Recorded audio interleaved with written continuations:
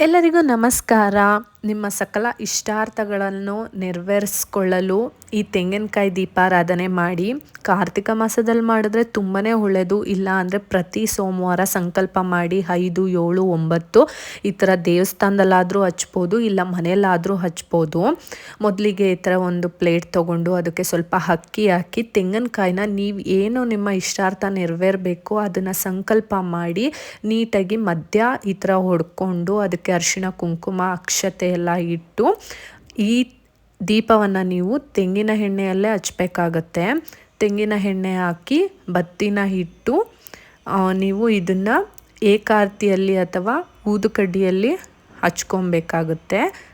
ಹಾಗೆ ಈ ದೀಪವನ್ನು ನಾಳೆ ಬರೋ ಕಾರ್ತಿಕೆ ಗೌರಿ ಹುಣ್ಣಿಮೆಯ ದಿನ ಶಿವನ ಟೆಂಪಲಲ್ಲಿ ಹಚ್ಚೋದ್ರಿಂದ ತುಂಬಾ ಫಲ ಸಿಗುತ್ತೆ.